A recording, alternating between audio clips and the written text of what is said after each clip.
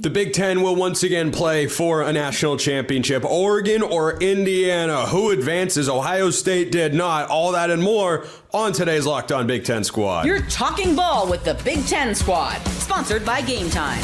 From USC to Ohio State, from Michigan to Oregon, from Nebraska to Washington, it's the local experts of the Locked On Podcast Network bringing you scoops, breakdowns, and the most comprehensive preview of the upcoming Big Ten weekend. No hurt feelings and thin skin allowed. Squad up. You're part of the Big Ten Squad. Happy Friday, everybody. Welcome to this week's Locked On Big Ten Squad. I'm your host, Spencer McLaughlin. Craig Shemon of Locked On Big Ten is here, decked out in Indiana gear for his Indiana Hoosiers. Ryan Herrings of Locked On Badgers is here, disappointed that we're not talking basketball. So Zach Anderson-Yoxsimer of Locked On UCLA. Jay Stevens of Locked On Buckeyes has licked his wounds and shown up for the squad this week, and no such licking of wounds required for Jacob Goins of Locked On Hoosiers. We had Mark Colkin of Locked On USC, and much like the Trojans in the Alamo Bowl, he bolted at the last minute. So, Craig, I'll start with you. The Hoosiers, the Hoosiers just completely and utterly dominated Alabama. They were the much better football team, 38-3. Look, it's time to ask the question. Should the SEC be allowed to get a team into the playoff? They can't be competitive. They are unable to put a product on the field that is worth watching. I mean, these are the sorts of questions we've got to ask now, right, Craig? Yeah, Kalen DeBoer is going to wish real soon he took that Michigan job, right? Because, I mean, the heat is going to be way up. And here's how far we've come in my world. I've been following the Hoosiers for 5 decades. I was upset in the second half. I was like, man, we gave up 3. I mean, Oregon had a shutout earlier today. We gave up the 3-pointer. And this is while we're up by 5 touchdowns in the Rose Bowl against Alabama. I had to check myself and go, wait a minute, what world am I living in right now? And I should also point out, Curt Cignetti, congratulations, the one and only coach in America to figure out how to handle a 26-day bye.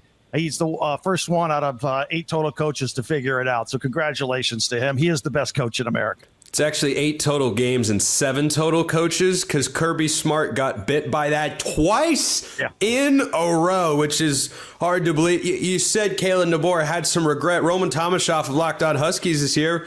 Roman, should he have just never left Seattle? I mean, honestly, yes. Like this was one of the things where even at the time it was so ridiculous to think about, because doing that 4 days after a national championship, he would have had all the leash in the world here. And now looking at just what the kind of fire he's been under since the moment he arrived at Alabama, like even if you want to take out that first season, what it sounded like all year this year. If he never left UW, this never would have been an issue. I think that he still would have been able to build a consistent winner here. And it was very clear that he was on the right track after going 25-3 over his first 2 years. And the fact that he was just kind of like, no, I'm going to go try to fill the shoes of Nick Saban it was just such a bad move on his part. Yeah, it can't feel great. I mean, they got better this year. They got to the quarterfinal, won a road playoff game. That's something. By the way, I got to bring in Jacob Goins of Locked On Hoosiers here, I assume is in a good mood. I would just like to say your team is a bunch of nerds. Who allows a point in a quarterfinal game? I mean, what were you guys asleep at the wheel or something? Well, if you forget, we put up 38 points instead of just 23, like some, Defense wins championships, my friend. Defense wins championships. Jacob? Several, actually. Yeah, several. Indiana. And how many points your defense allow? 3? Yeah, you remember the 30 mark, don't you, Spencer? You remember 30 or 30 plus? Yeah, just remember that number because it'll come up again in just about a week or so. Look, Indiana showed up and did what they did, right? They've done this all year long. And I was talking with some people throughout the week leading up to the game, and it was, Alabama's been here before. They've done it. They're just going to steamroll. Indiana doesn't know what they're doing, and this was not that at all. So, shout out to Curt Cignetti, the coordinators, the team. I mean, if people don't believe now, they never will. And I'm not saying you have to believe in Indiana to be a decade dynasty, but you better believe in them in 25 and 26 because they're the best team in America. Craig already said it. Curt Cignetti is the best coach in America. Fernando Mendoza is the best quarterback in America. And the Hoosiers have the best defense in America. Sounds like a winning recipe to me, guys. Yeah, and I got to tell you, the quote about the Alabama mystique was pretty awesome. Like he said, you know more about the mystique than the guys in my locker room do. They just know the tape. And then he went and just beat the crap out of him. Ryan Herring's Locked On Badgers. Are you feeling Big Ten pride over there in Madison? I am. First of all, there's so many people here. Happy New Year, celebrating bowl season. Yeah, Ryan didn't get his car stolen. You didn't, right? Seeing Zach out here chilling about basketball. All y'all guys got bowls and playoffs. Hats off to Indiana. The remarkable thing with Indiana is they never have a bad day. They never seem to have a bad rep. They never seem to have an off night. They're always locked in. It's incredible. I will point this out. All these bum teams in the playoffs, Wisconsin played Indiana tougher than Alabama. That was 31-7. Yeah, good point. Moral victory. Oregon tougher than Texas Tech. I'm just saying. That statistically, just ignore the hurricane they were playing in, and that's true. All these bum teams making Better quarterback play, though. Mid to low tier Big Ten teams are playing these teams harder than SEC and outside forces. So let's give Wisconsin a little bit of love here. This schedule was ridiculous, and it's validated by how well these Big Ten teams are crushing opponents. Congratulations to both you guys, though, Spencer and Jacob, and the fan bases. No congratulations for Craig. Screw him. He doesn't count. Craig is decked out in Indiana gear, and you're like, yeah, congratulations, all you Indiana fans and anybody that's out there.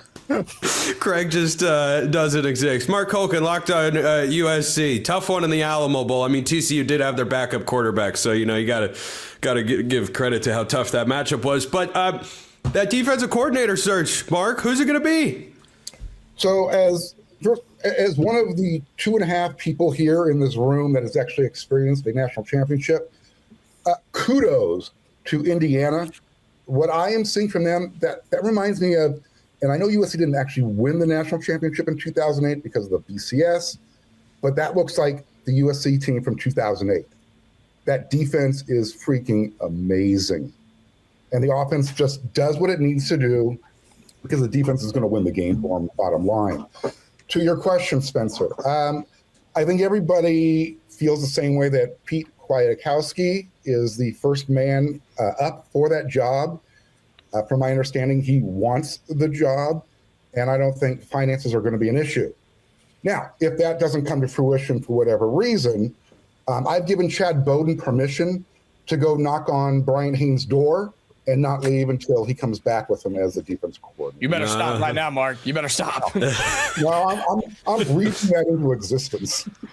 Yeah. By the way, you got to be careful, Mark. You can upset Roman big time by mentioning that it was half a national championship. Well, see, actually, I was going to ask if I was the half or you were the half, or if we were a quarter each, since we both seen our teams play for a national championship. I was really curious about that. No, I wouldn't say that Oregon has half a national championship. How could you even make that case just because they were statistically seen? I think he was referring. I don't know, Mark. You can answer the question here. I thought you were saying seen the team actually win.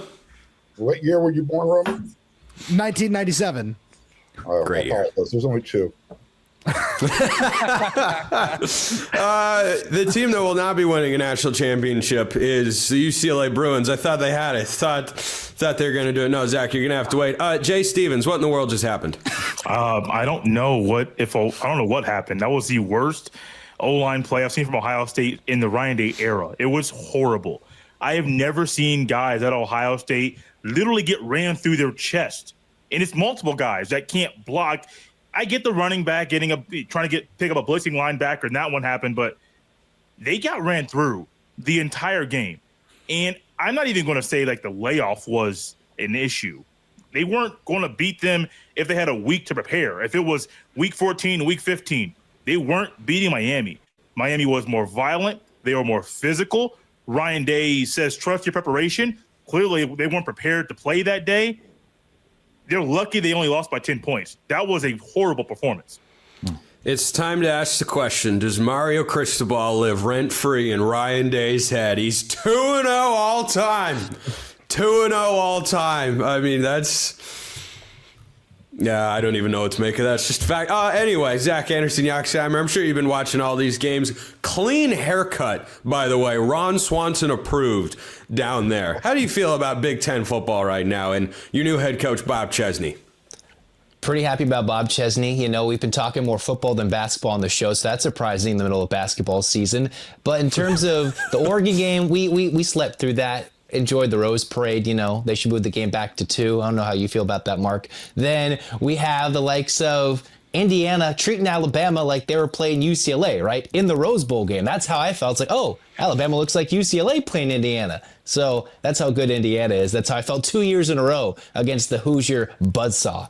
I believe when Indiana went to the Rose Bowl and played UCLA, it was actually a closer game than what Alabama just put on the field. Am I remembering that incorrectly, or am I right? Yeah, I don't remember the final score, but it was a lot to a little. Hold on. I think Indiana put a 40 burger on UCLA. I don't remember. 42-13. They lost by 29 points. Bama lost by 35. UCLA, man, they're on the comeback here. So we just don't talk about what happened in Bloomington. Here's what we've established in this first segment of the Big Ten squad. Wisconsin, UCLA, and sure, we'll say Washington would all beat Alabama. That's what we have laid down. We've all been held to that take. All 8 of us. Flame us in the comments. Wisconsin did play Bama this year, so we. What was the final score? It was a long time ago. Yeah, exactly. It doesn't count. It doesn't count. That's the rules of the SEC, man. Hey, that was last year, man. That was last year. Yeah, that was last year. This is new Wisconsin. It didn't mean more then. It did, yeah, exactly. It meant less. But in the second half of the season for Wisconsin, it meant a whole heck of a lot more. We'll keep talking about the playoff and much more on today's Locked On Big Ten Squad, which is brought to you by our friends over at FanDuel. Fridays already feel different during basketball season, which is not news to some hosts who like that sport more than football right now. But FanDuel is making them even better in the NBA. Every Friday night before the games tip off, FanDuel gives fans a new way to kick off the weekend with NBA Happy Hour. NBA Happy Hour is your official pregame, a limited time window where special offers drop right inside the FanDuel app before the action starts. So if you want to bet the college football playoff, the NFL, the NBA, everything is there. It's Oregon as a 3.5-point dog against Indiana. If you think that's ridiculous, there you go. FanDuel.com plus 3.5. If you think the Hoosiers just keep things rolling, perhaps you think Indiana minus 3.5 is the side. And Miami favored over Ole Miss in the other playoff game. Whatever you want to bet, college football and beyond, FanDuel has you covered, including the NBA. Before tip-off, check the FanDuel app. See what's dropping during NBA Happy Hour every Friday from 6 to 7:30 p.m. Eastern. A little basketball, a little action, and a whole lot of Friday energy. That's NBA Happy Hour only on FanDuel, the official sportsbook partner of the NBA and, of course, the Locked On Network. Continuing on here on today's Locked On Big Ten Squad, dropping on a Friday, because we were planning it earlier in the week and realized, well, we usually tape this on a Tuesday or Wednesday, but all the fun stuff is happening on Wednesday and Thursday. We've got to let that all roll in. So, Craig, I want to go back to you here. Do you think Oregon against Indiana is going to produce the national champion? Yes, I do. And look, I want to talk about how impressive that defense was against Texas Tech. I haven't watched a lot of Texas Tech football this year. All I know is they score like 42 points a game. I hear how great they are, 400 yards of offense. And for Oregon to blank them like that was impressive, particularly coming off the JMU game where they gave up 34 points and 500 yards. And by the way, at the risk of derailing this show, which that's never happened on the squad before. No. I would like to go back because we didn't meet Christmas week. And I was very critical on my podcast, Locked On Big Ten, about the Oregon defense against JMU because of everything they gave up. And then I got a text from one of your minions that watched Locked On Ducks, and I'd like to share it with you and get to the bottom of it. It's from Doug. He says, Craig, what are you going to say when the Ducks beat Indiana in the semis? P.S. Spencer says you don't know what you're talking about. Go, Doug. Whoa! Wait, who's Doug? Doug from Eugene. I don't know. I got him on my comment section on YouTube. Okay, so as a comment, not a... Yes. Call you Doug from now on? Doug is Spencer's burner. Right? You do look like a Doug. When did I even look? I'll be. He would spell 100%, his name with two G's. He would be D-U-G-G. That's how he would spell it. I'll be 100% real. I'm on the air a decent amount. I don't remember every single word I've ever said. But when did I say that? I don't know. My only thing, hey, if any of you guys want to rip me behind my back, just spell my name right for SEO purposes in the Perhaps what he was referring to is my concern level about Oregon's defense out of the JMU game was a 2 out of 10. But, gee, thanks, Doug, for making me look like an a-hole. Just going around, Craig Shemon, what a schmuck. Guy has no idea what he's talking about there. It's all good. It's all good. I just thought I'd bring it up. As you should. This is a group therapy session, Craig. I got you, man. Nothing if not a group therapy session. I never feel therapized after I come here with UCLA football. That's all I'm saying. I mean, if that's the case after this season, Zach, haven't you needed therapy for like 10 years at this point? Not that long, but pretty soon. Okay, we're getting there. Chesney will change it though, obviously. So, Ryan, do you think the Big Ten is bound to win its third straight national championship? Yeah, I think Indiana is the best team left. And if anybody beats them, it's Oregon. I think the winner of this game wins the title. Really quick, while we're rolling back the carpet, I also have a comment from somebody from our show that we did, Spencer. Oh, boy. No, I'm kidding. Oh. I was like, wait a minute. We played like 2 months ago. I've been saving it. No, here's the thing, guys. Indiana still gets approached with a certain level of trepidation because they're Indiana. Dude, if you had taken all these performances the last 2 years and removed the Indiana logo and slapped a Bama logo, a Texas logo, a Notre Dame logo on what they've done, nobody would bet against them. They just housed Alabama. They went into Austin and beat the Ducks. Like, this team's incredible. They're a steamroller, and if they had any other logo, nobody would be picking against them. I mean, I didn't pick against them against Alabama. Some folks did. I recognize championship football, and I'm telling you, this is an elite level right now, guys. Appreciate what you're watching.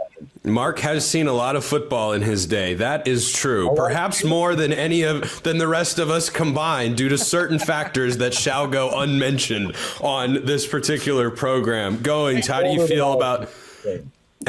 feel about that proposition that the Big Ten will win its third straight national championship? It'd be a pretty crushing blow to the SEC country. I actually don't know the last time the SEC failed to win 3 straight national championships, which speaks to the high bar that they've set for themselves, but also that the Big Ten's adapted better to the new world of college football. Yeah, and Indiana's the perfect example of that, right? Because of how bad Indiana was before Curt Cignetti got here, before they invested with NIL, and they figured out that the transfer portal exists. And they have they were like the UCLA of the Big Ten. They were bad. They were really, really bad. But I think it being Indiana, because I do think they go on to win the national title, but it being Indiana to win the third straight for the Big Ten would just crush college football altogether, especially the Southeastern Conference. They don't know what to do. Alabama fans were silent on the internet after the Rose Bowl because they were just in shock. They don't know how to handle it. And the Big Ten has proven it is top heavy, yes, but it's just so much better than any other conference in the country, and it's not even close. And to Ryan's point about teams still not taking Indiana seriously, I don't think that happens against Oregon or in the national championship game if the Hoosiers get there, because you'd be stupid to do so, because it's all on film and they've proven how good they are in everything that they do. So I don't expect anybody, including Dan Lanning and the Ducks in round 2, to overlook Indiana by any means, because they got beat by 10 last time. Roman, I don't even know if I agree with Goins' note in there that, well, the SEC's deeper, but the Big Ten is better at the top. Like, I don't know. For whatever bowl season's worth, one conference got a better record than the other. By the way, Mark, USC not pulling its weight there. Not helpful. But anyway, Roman, go ahead. Yeah, no, I was a little devastated to hear Jacob say that because the rest of the Big Ten has been pulling its weight in conference play. Shout out to Illinois for beating Tennessee. I feel like we just need to stop acting like Tennessee is, a solid program, or at least their fans on the internet seem to be acting that way when they seem to believe that they were going to steal Ryan Walters from Washington because they seem to consider Washington a third-rate program compared to, the might of Tennessee and the SEC, which was its own ridiculous thing that I had to deal with over on Locked On Huskies. But I would certainly agree that the Big Ten is much deeper at this point, and it's shown up in bowl season. I think it's shown up throughout the course of the regular season this year, and I feel like there's just no argument at this point in time. This Oregon-Indiana game, I'm so excited to watch what this is going to be like in round 2 after how we saw the first round go, which Craig, Jacob, again, thank you for that. That was a lot of fun to watch. But again, like I feel like there is no argument at this point in time that the Big Ten is the best conference in college football. Mark, it just means more in the Big Ten, right? I'm not a conference guy, but let's just give credit to Indiana right now. They're doing really, really well. So. Thank you, Mark. If you're looking for one of those 8 claps for me type of thing, it ain't going to happen. I thought you were stopping there. You're just like, I'm done. I'm not a conference rah-rah guy. I'm always going to be USC first. Would that be because your team doesn't care about the conference they're in and will blow it up for their own self-interest no matter what? Right. Yes. Okay, at least you own it. Can say, looking back, it might not have been the greatest decision, but yeah, you know what? No! If you have the power to do it, you do it, Spencer. Unfortunately, Oregon doesn't have that cachet, so you tagged along at half price. It's all right. You're living your 15 minutes of fame. That's great. I'm going to say this. Look, Indiana, Oregon, you guys are playing great football right now. Indiana's going to take you guys behind the woodshed.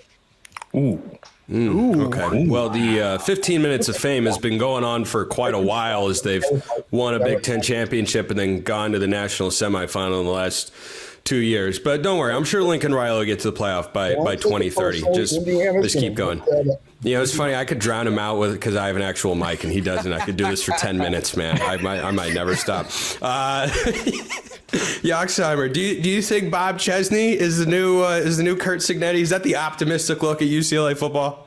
I mean, obviously, with him coming from James Madison, having similar success to build himself up, he's also much younger, and I think UCLA needs culture change. And let's remember, Indiana is the team with the most losses in college football history, so even they were much lower than UCLA. UCLA's had some success in its history, but I think he's the culture changer. To say he's going to take them to the playoff in year 1 would be pretty stupid. I'd be pretty happy, but that's going to be a rather optimistic view. I think the Bruins will be much improved. I think James Madison would have crushed UCLA if they played this year, so I'll gladly take whoever they bring over from the portal to this year's team and take the upgrade and be more competitive. And I think optimistically, you make all the comparisons, but it won't lead to 2 playoffs in 2 years. That's not where it's headed. I do think it will lead to success sometime in the near future, though.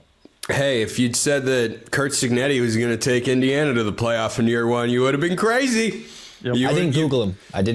You did not. You did not Google him. You did dip into ageism a little bit right there. He's younger. What's Cignetti, 70? Or so, I don't even know, man. He's 64.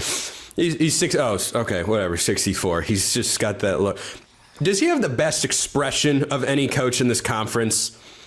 The grumpy look with the frayed eyebrow. I thought you were going to say like the Google me. I was like, yeah, absolutely. I know that one's great too. But just the cuts to him on the sideline. I feel like the telecast should have the 4th and 1. The 4th and 1 is incredible television. Just unbelievable timing. Great work by the broadcast crew. I feel like they should just have a constant look up in the top right corner of the broadcast, just of his face, just so we can.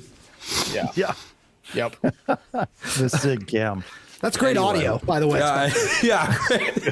Great audio indeed. Can you even move your eyebrows, Spencer? Let's be real. Can I move them? Yes. I can't. I just realized I can't move my left one. I've never done that before. I could move both or my right one, and apparently not my left. So we're learning all sorts of new things on the show. By the way, Jay, is Ohio State going to try and poach Chip Kelly from Northwestern? He's on his 3rd OC job in 365 days. No, I don't think they're going to go down that road again. I don't see Ryan Day trying to lean into his mentor to try to be the OC again. Honestly, I think this year's team would have been perfectly fine with Ryan Day calling plays. the offense would have looked different. It would have been more successful. And it's possible Ryan Day is going to go back down that road. I know the narrative that the last time a national champion head coach called plays and won it was Jimbo Fisher in 2013. So that could set him back. But I think this offense would have been better if Day called plays. And so maybe he gets an offensive coordinator to just be a coordinator, but Day is still the true coordinator running the offense. And so I don't see Chip Kelly coming back. I don't at all. Should have grabbed Jerry Neuheisel when you had the chance. Instead, they're both at Northwestern. Craig, you're dying to jump in. I just wanted to say, I actually thought Ryan Day called a great game the other night. I mean, he mixed it up. They took shots to Jeremiah Smith. I would have liked to see Carnell Tate get a couple more touches. They threw to the tight end. The running game, they used both of their running backs, C.J. Donaldson and Bo Jackson. But the problem was when Bo Jackson and C.J. Donaldson got to the line of scrimmage, they got smushed. But I think the play calling, I thought he was brilliant and mixed it up all night. I don't think that's a disadvantage at all if he wants to go back and call plays. But the Ohio State job is like the biggest job in the country. It all depends whether he wants to add that on his plate or not. Yeah, they did spread the ball around a lot. They even found a Miami defensive back as well. That's a big brain play to inspire your team to go in a 14-0 hole. When we get back, what are we discussing? Of course, we're going to talk about how good Michigan could be. First, this episode brought to you by our friends at Game Time. There's nothing like college football season. Tailgates, packed stadiums, being right there in the middle of it all. The energy that bands the moments that you remember forever, but actually getting tickets, that part used to be frustrating, past tense, with long queues, logins, prices jumping at checkout. Game Time says to hell with all of that. Game Time gives the advantage back to fans. The easiest way to unlock amazing college football tickets and experiences in just a few taps. Maybe you want to go to the Peach Bowl and watch a Big Ten clash to see who will advance to the national championship game between Oregon and Indiana. Maybe you want to go to the non-Big Ten. I don't know why you want to watch anything other than the best conference in America, of course. But if you want to go to the Fiesta Bowl, well, then you can go watch Miami play Ole Miss. What a matchup that should be. Whatever game, whatever event, whatever time of year you want to go, Game Time will get you there. Take the guesswork out of buying college football tickets with Game Time. Download the Game Time app. Create an account. Use the code LOCKEDONCollege for $20 off your first purchase. Terms apply. Again, that's code LOCKEDONCOLLEGE for $20 off. Download the Game Time app. Don't do it tomorrow. Do it today. All right, rapid fire a little bit to wrap today's Big Ten squad on a Friday. I think Michigan has currently assembled probably the second best and most proven staff in the conference. That can be debated. I don't know that they could go any lower than third. Craig, Kyle Whittingham has got Jay Hill, former BYU defensive coordinator, Jason Beck, his OC from a year ago. I think that's a great mix with Bryce Underwood. They got to make some moves in the portal, but boy, Kyle Whittingham off to a strong start in Ann Arbor. It's phenomenal. And, I thought if we go back to Penn State's job search, they failed upward. I thought that was a disaster. Get your popcorn ready, and they end up with Matt Campbell. Then Michigan said, hold my beer. Our job search is even more disastrous, and they failed upward, and they got a great coaching staff. It all looks good in Ann Arbor. This is a good start. Now we'll see what happens starting, with the transfer portal opening right now and see what they do. They do need some help. Ryan? Love the Whittingham hire. Love the coordinators. Beck's in his 40s. He's young. He's really dynamic as an offensive coordinator. I think he's going to fit well with Underwood. But Whittingham himself is just a tough coach. That's what Michigan needs. He's won almost 200 games at Utah. I think that's a tremendous hire for them, despite, as Craig so perfectly said, hitting every pothole in the coaching hire road, it felt like. For them to end up with Whittingham is a home run to me. I think it's a great hire. Trent Condon of Locked On Hawkeyes is here with, 3 minutes left in the show. Why the heck not? Nice of you to show up, Trent. We do appreciate Iowa getting the win over Vanderbilt in the bowl game. That's a good look for the Big Ten. Game had one opt-out, so it did not just mean more in the SEC. Trent, we'll get to you. Are you driving right now? Yeah. I mean, some of us got to work during the day. I don't know about you guys. Okay, well, I mean, we love the energy to participate, but please don't die. That would take a dark turn here on the Big Ten squad. So, Goins, your thought on the staff at Michigan? Yeah, I thought the whole Whittingham stuff, and I still can't get over how it all went down in Utah, right? Just up and out in the direction that Utah is going, right, with the private equity and stuff like that. But I think it's a great hire for Michigan. I mean, he, like Ryan said, he's old school, he's hard-nosed, and that's exactly what you think of with Michigan. And I think he's going to do a good job. And look, I'm a believer that college football is better when Michigan is good. I think the Big Ten is better when Michigan is good. I mean, those are things that are important. Ryan doesn't like. Ryan, it's just disgusting. Ryan deep down is like, man, another staff that's better than Wisconsin's. What are we doing? Sorry, man. Really quick. Sorry, I know we're going. I love Jake. Jake Bowen is my dude.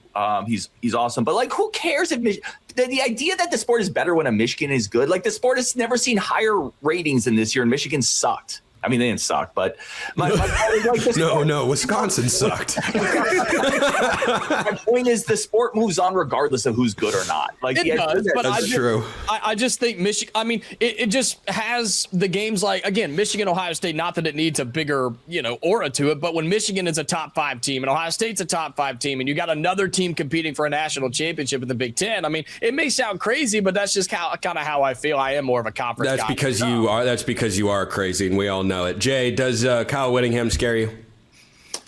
Scared? No, not me personally. It may scare Ryan Day. Just thinking clip about it. the Rose Bowl. Clip it. Clip the soundbite. Go ahead. I think the Rose Bowl thing from when he was at Utah and how Ohio State's defense looked horrible, and it took a field goal late for them to win the game, even though Njigba broke records, Rose Bowl records in that day. I think Ryan Day thinks about that. I mean, as odd as it sounds, it's very similar to Mario Cristobal and what happened in the whatever bowl game they lost, the Cotton Bowl. I think Ryan Day remembers games from when certain coaches that he's played, and I'm very curious about how Ryan Day views this. Me personally, taking the Ohio State hat off, I think it's a good hire for Michigan because they need somebody to come in to provide stability to the program, somebody that does not have issues or cheating scandals tagged to their name.